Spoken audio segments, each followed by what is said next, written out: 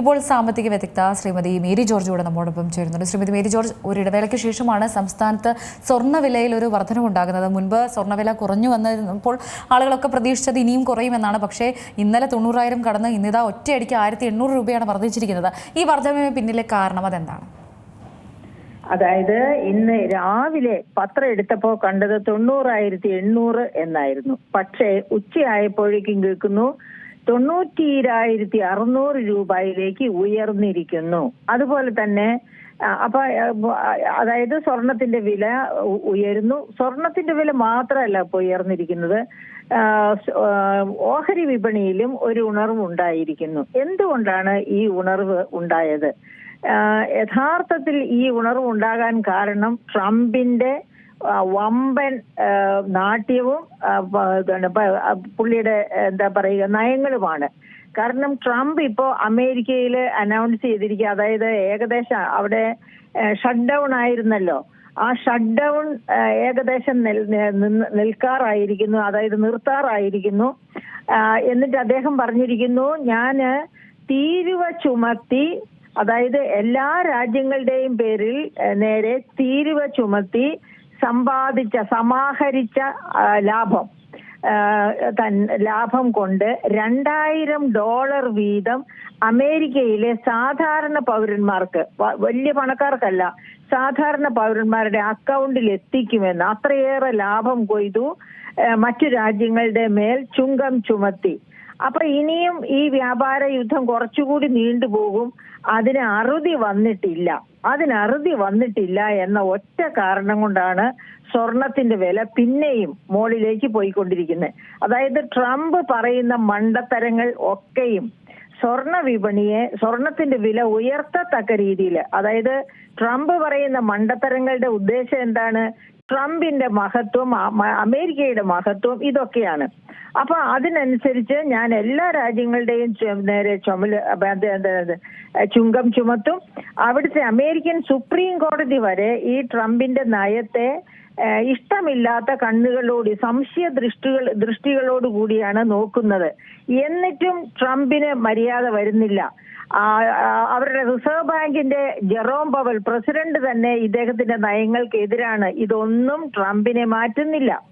ട്രംപിന്റെ ആഗ്രഹം ഇങ്ങനെ, അതായത് ട്രംപിന് വോട്ട് ചെയ്യുന്ന സാധാരണക്കാരായ പൗരന്മാർക്ക് $2,000 എന്ന് പറയുമ്പോൾ 1,70,000 രൂപയാണെന്ന് ഓർക്കണം ഇപ്പോഴത്തെ എക്സ്ചേഞ്ച് വാല്യൂ അനുസരിച്ച്. അങ്ങനെ ഓരോരുത്തരുടെ അക്കൗണ്ടിൽ ഇപ്പൊ വരും, ഷട്ട് ഡൗൺ കഴിയുമ്പോൾ വരും എന്നാണ് പറഞ്ഞിരിക്കുന്നത്. പക്ഷേ അതിനുവേണ്ടി ഷട്ട് ഡൗൺ നടത്തി എത്രയോ പേരെ ജോലിയില്ലാതെ വീട്ടിലിരുത്തി, കുറെ നാളത്തേക്ക് 3 മാസത്തേക്ക് ജോലിയില്ലാതെ വീട്ടിലിരുത്തി. അങ്ങനെ ജോലിയില്ലാതെ വീട്ടിലിരുന്നത് മാത്രമല്ല, അവരുടെ ശമ്പളം പോയി. അങ്ങനെ എത്രയോ പേരെ പിഴിഞ്ഞു. എന്ന് വെച്ചാൽ ഈ അധികവും ഇങ്ങനെ കഷ്ടപ്പെട്ടതൊക്കെ മൈഗ്രൻസ് ആണ്. അപ്പോൾ മൈഗ്രൻസിന്റെ ഒരു നല്ല ഭാഗം ഇന്ത്യയിൽ നിന്നുള്ള മൈഗ്രൻസ് ആണ്. അങ്ങനെ മൈഗ്രൻസിനെയൊക്കെ കഷ്ടപ്പെടുത്തിയ ഫണ്ട് കൊണ്ടാണ് ട്രംപ് ഈ വമ്പത്തരമൊക്കെ കാണിക്കുന്നത്.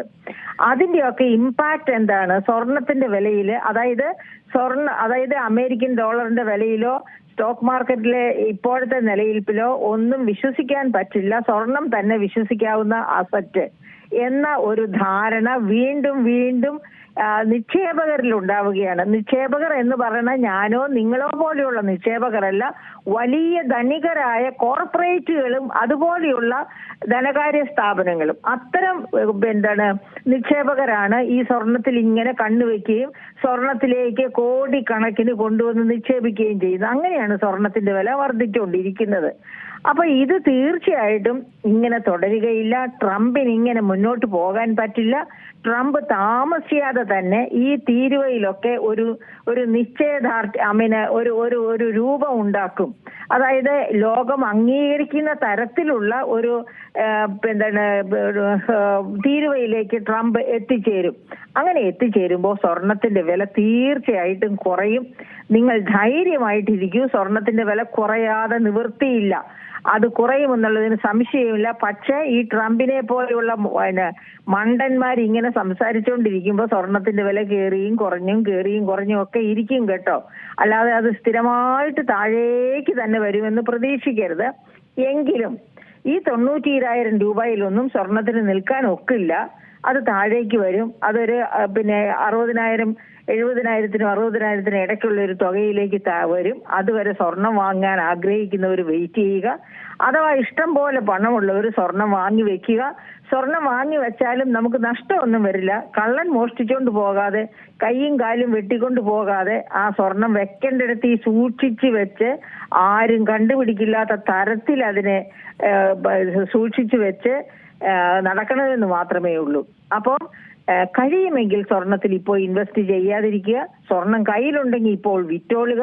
കാരണം ഇപ്പോൾ വില കൂടിയിരിക്കുന്നു. നാളെ ഒരുപക്ഷെ വീണ്ടും വില കുറഞ്ഞേക്കാം. ട്രംപ് തീരുമാനം തിരുത്തി ഈ തീരുവ യുദ്ധമൊക്കെ അവസാനിപ്പിച്ചു എന്ന് വരുന്ന ദിവസം നിങ്ങൾ കണ്ടോളൂ, സ്വർണത്തിന്റെ വില വച്ചടി വെച്ച് താഴേക്ക് വരും. അപ്പൊ അത് കാരണം പക്ഷെ താഴേക്ക് വരും എന്ന് പറഞ്ഞാൽ 22,000-ലേക്കൊന്നും വരില്ല കേട്ടോ. 2020 ഉണ്ടായിരുന്ന വിലയിലേക്കൊന്നും വരില്ല. അതൊരു 60,000 70,000-നും ഇടയ്ക്ക് സെറ്റിൽ ചെയ്യുമെന്ന് വേണം നമുക്ക് അനുമാനിക്കാൻ. അതാണ് ലോകത്തിന്റെ ഇതുവരെയുള്ള ചരിത്രം, സ്വർണത്തിന്റെ ചരിത്രം നമ്മളെ പഠിപ്പിച്ചിരിക്കുന്ന ലെസൺ. അപ്പൊ അങ്ങനെ തന്നെ സ്വർണം തിരിച്ചു നടക്കും. തിരിച്ചു നടന്നാൽ ഒരു ലെവലിൽ എത്തിക്കഴിയുമ്പോൾ വീണ്ടും ഒരുപാട് പ്രശ്നങ്ങൾ ലോകത്തുണ്ടായിക്കൊണ്ടിരിക്കുകയല്ലേ. അപ്പൊ അങ്ങനെ ആ പ്രശ്നങ്ങൾ കാരണം കൊണ്ട് വീണ്ടും വീണ്ടും സ്വർണത്തിന് തലോടൽ കിട്ടും. സ്വർണം മുകളിലേക്ക് പോകാൻ തുടങ്ങും. അതുകൊണ്ടാണ് ഞാൻ പറഞ്ഞത് ഒരുപാട് താഴുമെന്ന് പ്രതീക്ഷിക്കരുത്. പക്ഷെ ഇപ്പോൾ ഉള്ളതിനേക്കാൾ 92,000-ലൊക്കെ താഴേക്ക് വരും. ട്രംപ് ഒന്ന് മര്യാദക്കാരനായിക്കോട്ടെ. അതെ, വളരെ നന്ദിയുണ്ട് ശ്രീമതി മേരി ജോർജ് അവസരത്തിൽ പ്രതികരിച്ചത്. ഏറ്റവും പുതിയ വാർത്തകളും വിശേഷങ്ങളും വിരൽ തുമ്പിലറിയാൻ സീ മലയാളം ന്യൂസ് എല്ലാ ഡിജിറ്റൽ പ്ലാറ്റ്ഫോമുകളിലും ലഭ്യം.